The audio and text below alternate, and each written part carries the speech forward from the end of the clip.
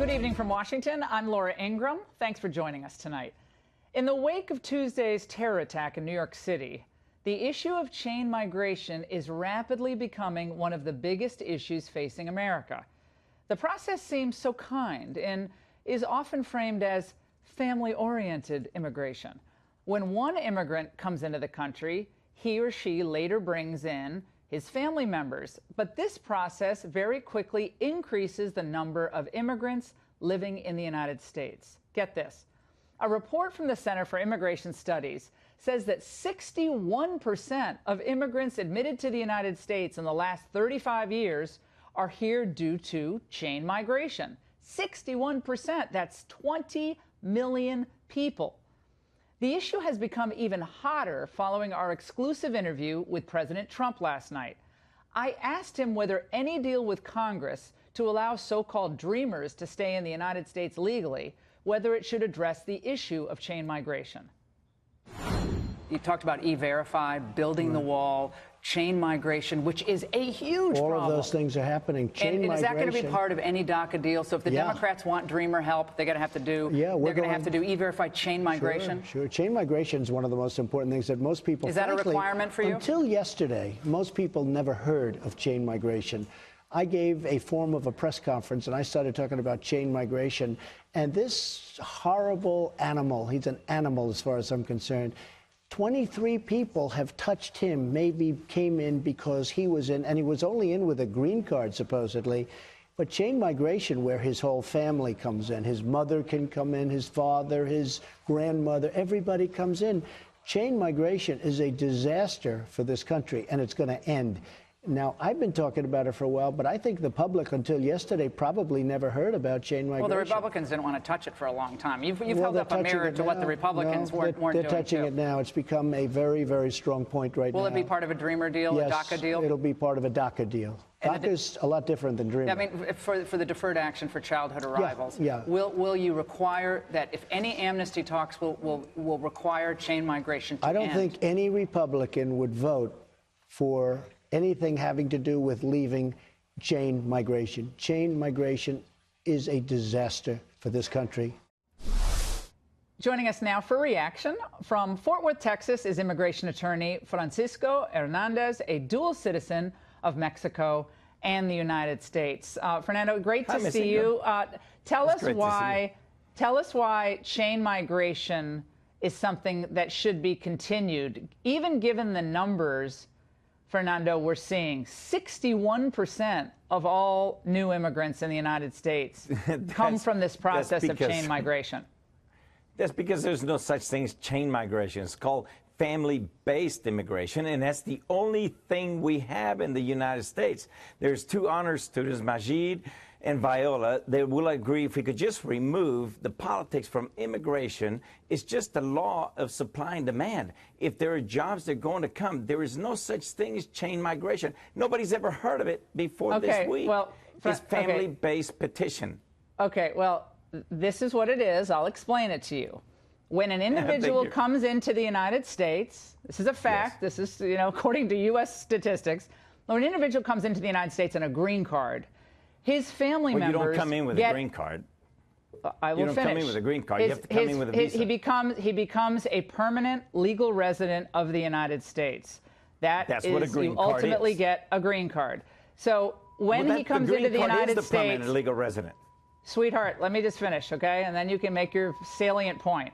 All right. When he or she is admitted into the United States, you get that permanent resident status, as we saw with the terrorist from Uzbekistan. You are then allowed to give preferential treatment to certain family members. This is a fact. Now, I know you like to call it family-based. Yes, they are family members. You're absolutely right about that.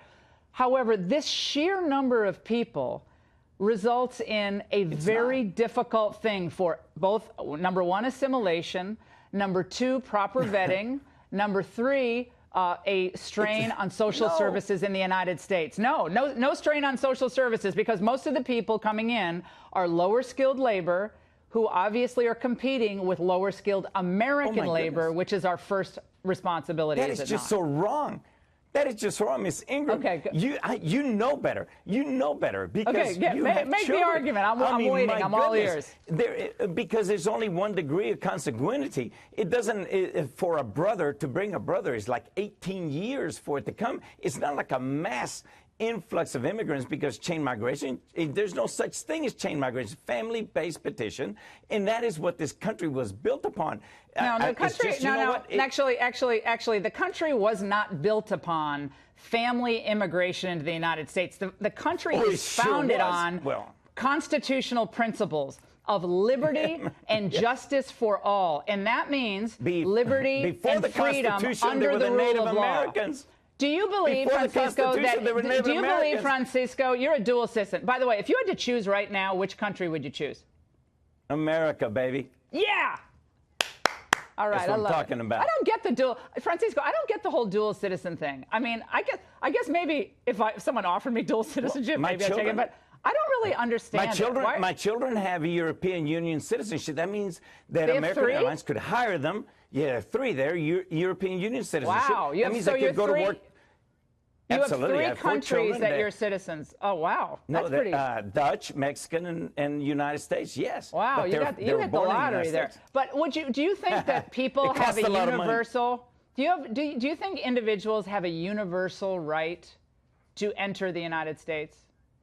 From anywhere in the world. Right? There's no rights. There's only opportunities. This is the promised land. This is the land that people die trying to get to it. People hang under a train for 8 hours trying to cross the border to get here and make it happen. They don't want rights. They don't want rights. They want an opportunity. Do you think businesses that hire illegal labor in the United States, that pay them the wages they pay them, that are under market wages, do you think that's compassionate?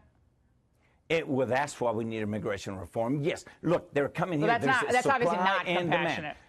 Supply and demand. There's jobs that are going to come. It's not about compassionate. It's about who's going to do the job that they're going to do. Now, why don't we do immigration reform? Francisco, do you know Barbara Jordan? Do you know who Barbara Jordan is? Yes, absolutely. Yes, absolutely. She was the famed civil rights leader, African-American woman. Ethics.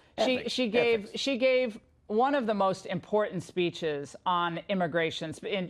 She did. She addressed all these issues, family migration, and her view on this was our primary responsibility. No offense to immigrants, we are a nation of immigrants, and we should welcome immigrants to the United States when we can fully assimilate them, when they're merit-based, not just family-based, but merit-based immigration. But she said what's most important, especially with low-skilled workers, that they end up displacing necessarily American workers, especially African Americans and Latinos in the United States, and poor whites. That is a fallacy. She was wrong. I'm sorry, she was wrong. So she was wrong?